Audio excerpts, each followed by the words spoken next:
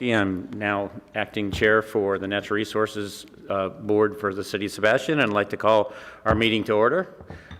Please rise for the Pledge of Allegiance.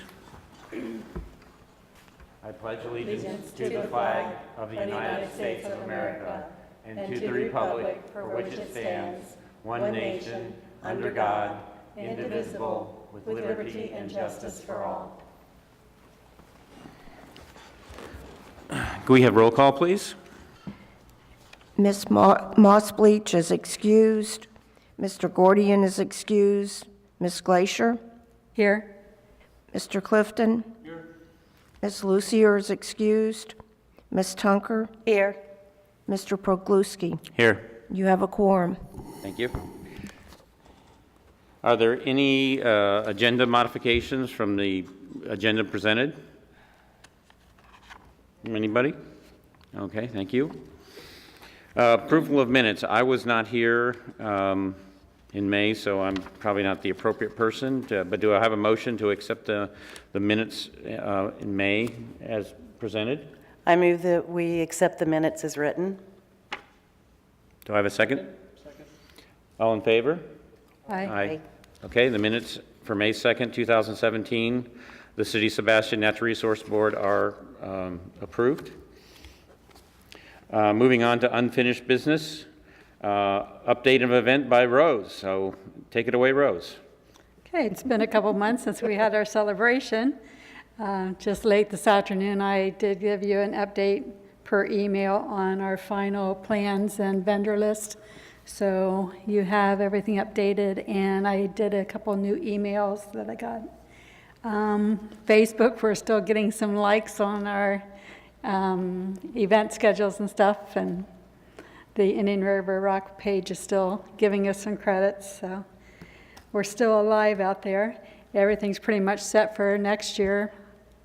There's not one vendor that was unhappy. Everybody seems to want to come back, and all the bands want to come back, and we ended up with, I believe, 56 vendors altogether, and that includes the 8 food vendors. So I believe all in all, it was a positive day. Well, we certainly thank you for all your help. Thank you. I'm going to take the prerogative to skip item B just for a minute and move to C, since it also involves Earth Day. And I didn't know who had brought up this, discussed asking high school senior students to assist in future Earth Day events. Rose, is that something you had proposed, or? No. I know nothing about that issue. Chair, I believe the previous chair brought this item up, and then I think Gil Gordian was going to follow up on it. So if you want, you could maybe table this till the next meeting. Okay, well, we will table that item then. Back to item B, storage of NRB equipment at City Hall. I know this has been an ongoing issue that we need to resolve in some form soon, but Mr. Watanabe, did you have a comment again? I do have an update. As I promised, I did purchase a larger container box, and I have a place now upstairs in the engineering department area where we have a locked closet, and I right now have that box, as well as our banner, as well as our pickup sticks, and some other materials. And so I'll be happy then to house the other materials, the tortoise burrow, any other components you have, any other banners. The tent is in the other room because it's a larger tent. We keep the other 2 tents there as well. But I'll be happy now to house all the materials. And it's a locked closet, so it's secure in that way. So I think we're good to go with now keeping all the storage here at City Hall. Thank you. I think that makes a lot of sense. Natural Resource Board calendar events. Does anybody have anything pertinent to the calendar in the next couple months? Do we want to do the 4th of July celebration in the park?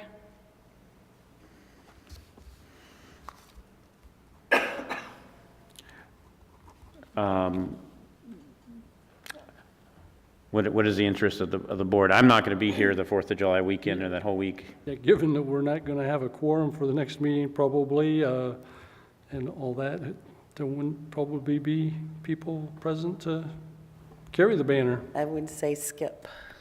Okay, well, I guess the consensus is then we won't participate in July 4th celebration. Anything else? Okay, on to new business. Letter regarding building docks on spoil islands. It's included in your information in your packet today. And if you turn to, no, what is it? Way past all of it. Way past all the handout, yeah.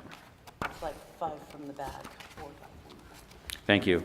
And it's authored by Mary Jane Garcia, was dated May 19th, 2017, and she basically noticed on one of the spoil islands across, I guess, from Mulligan's, that some people have built a dock, and I will defer to Mr. Watanabe just to clarify what the city's authority or responsibility is for that.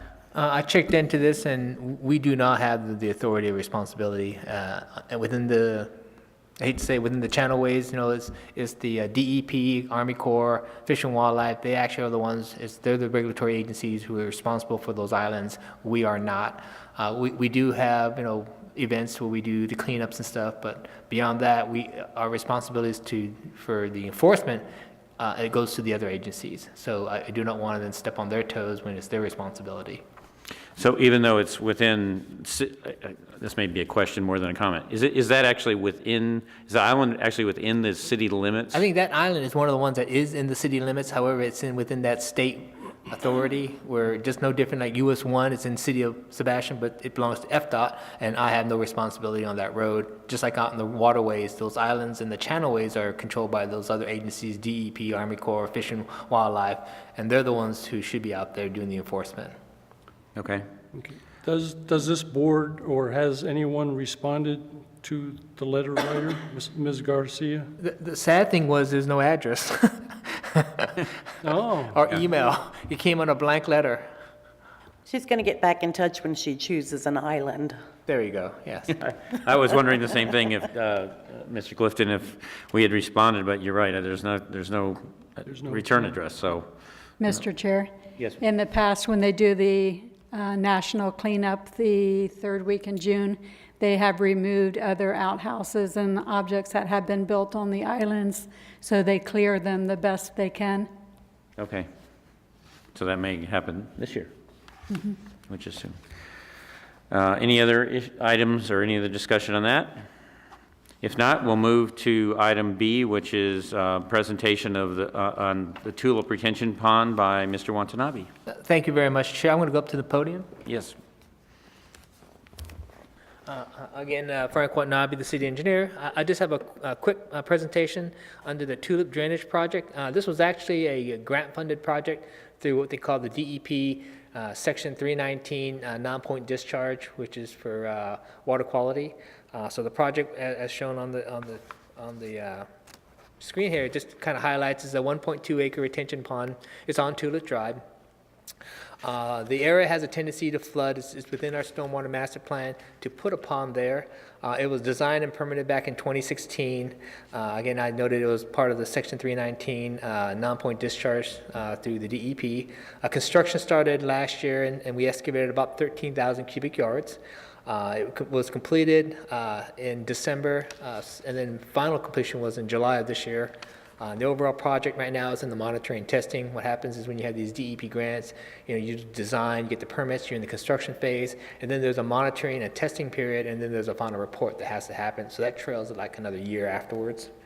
A little history. Here's the area. You can see where the retention pond is over there. You can't see it too clearly, but you see where the baseball fields are over there by Barber Street. You can see there's a little area on Tulip Drive with a little grassy area. That's where the pond is. This map overall shows you the entire drainage basin for this area. This entire drainage basin drains out of what we call the stone crop drainage ditch. That then drains out into the stone crop outfall that flows into the Sebastian River. So Sebastian only has a few discharges, and this is one of them, and you see the area of this is pretty large.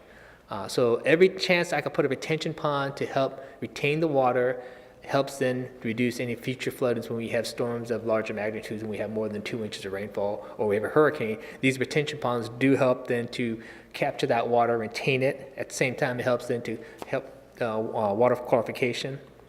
Just a little picture right here of what the project started off with. Just to highlight, again, as a 1.2 acre, we had a contractor. We awarded the contractor. He started the project. He cleared the site. It was heavily treed and brushed. Then he dug out the pond. And then now at the very end, we have a little pocket park, kind of like a pond. This is similar to what we have at Periwinkle. Periwinkle, I actually designed that one too. It was a larger one. That was almost 3 acres. And so we were able to conform that slightly different. This one, we were limited on space, so we did the best we could. And the best we could was to create a pond, what you see. But at least it provides some sort of pocket park enhancement to that area. Just a highlight from the aerial standpoint, what it looked like before and what it looked like today. And as this thing grows and the trees grow, it'll be more of a community pocket park. And so far, I've gotten nothing but positive feedback from the residents who live around it. They thought this was better than the shrubs they had before.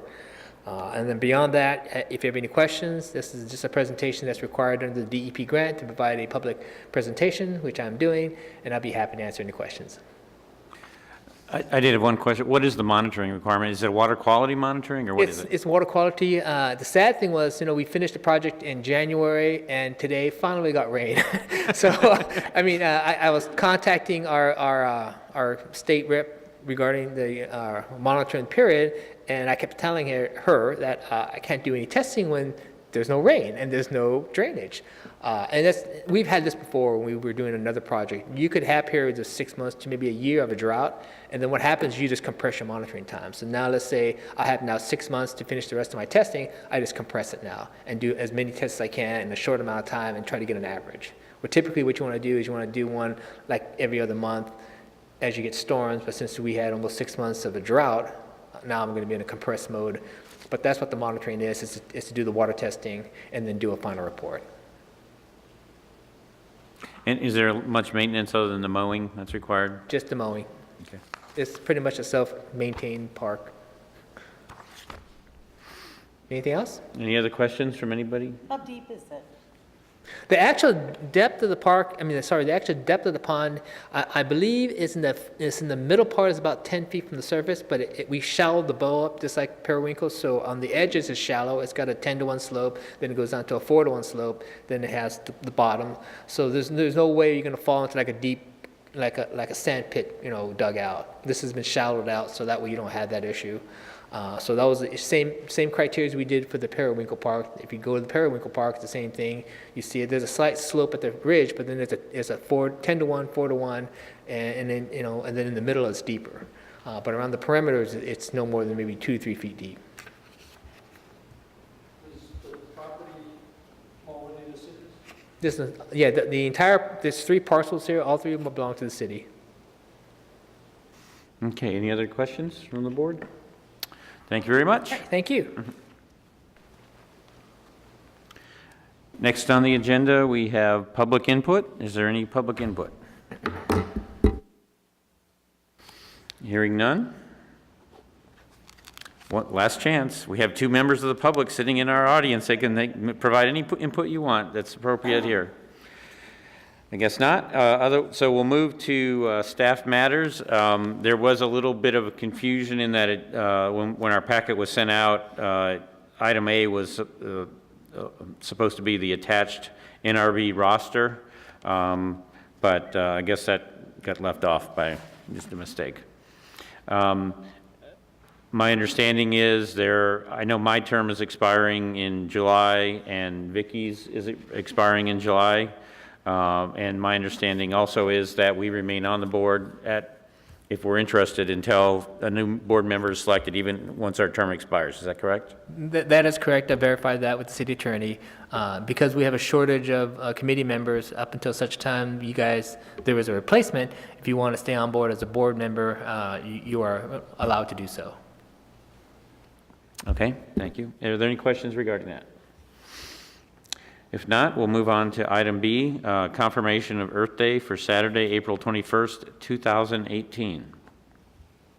Rose, are you interested in ramrodding this again? I will. Okay, does anybody have any concerns about, I did check the calendar, just double checked that, yes, that is kind of the appropriate day for us again, Saturday, April 21st.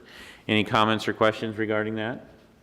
Can we confirm that then? It's been confirmed, the NRB has that date for the park, for Okay. the Earth Day. Thank you. Next item, item C, the question of whether to have a July meeting for the NRB, since the first Tuesday of July falls on July 4th, a holiday, and I doubt whether many people will be in attendance here. So what is the pleasure of the board? I'll move to not have, excuse me, I'll move to not hold the July 4th, 2017 meeting. And so just for clarification, you would recommend we hold our next meeting in August then? In August, Okay. yes. I would second that. Well, any other discussion? I think it's a good idea with people being on summer vacations. All in favor, say aye. Aye. Okay, our next meeting will then be August 1st, which is the first Tuesday in August. That will be the next meeting of the NRB, and we will skip the July meeting. Member matters.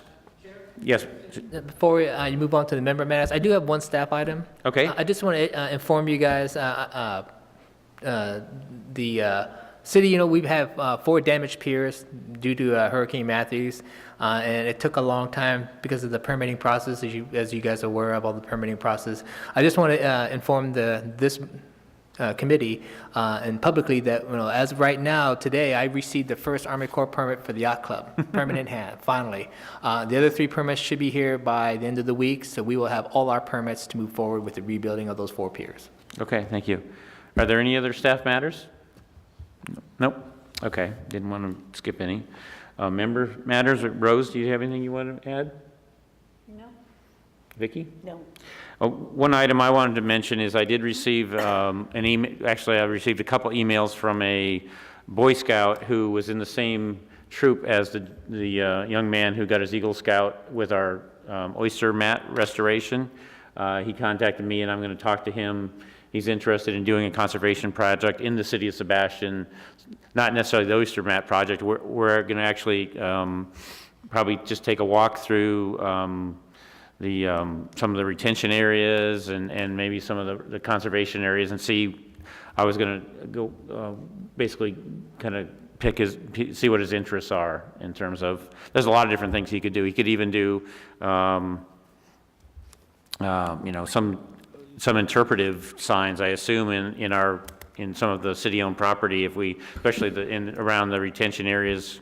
We have the Stormwater Park, which is a larger Right. area that could be looked at. And then if the person is very much interested in doing another oyster bag project, the city does have the other project that is about ready to start the permitting process, which will be at the working waterfront, which right now we have early review from both the St. John's and from the Army Corps saying that's a good location.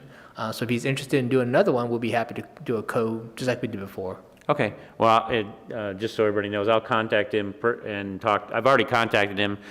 We've exchanged emails, and we're going to try to get together so I can find out exactly what his interests are and how we might be able to accommodate him, through the board, encouraging the Eagle Scout project and conservation. So that was the only item I had. Mr. Clifton, do you have any member of matters? This is quick. Any items for the next agenda which we should discuss? Rose? I suggest we take Earth Day off. Okay. Earth Day will be off. Anything else? No? Vicki, did you have anything? Not right now. I think next time we meet, it would be useful, as Mr. Watanabe indicated, we could do some interim elections. Is that what we would call them at this time, until October, as a co-chair? You could do an election at that time, or you could just hold with the status you have right now. Since your next meeting will be August, your actual election date is in October. Right. So you're only talking about 2 more meetings before the actual. So it'd be kind of, it's up to you guys. But if you want to hold a meeting, put a new chair in for 2 meetings, and you still have to have another election in October. Right. So that's up to you guys if you want to do that or not. Okay, thank you. Well, at any rate, it won't be. We'll have it as an agenda item, please, for next in August, just to discuss interim elections to decide, because I'd like to. Hopefully, we'll have some more board members here. We get their opinions on what they want to do. Any other items for the next agenda? No. Okay. Any other matters? Anybody? We are adjourned. Thank you.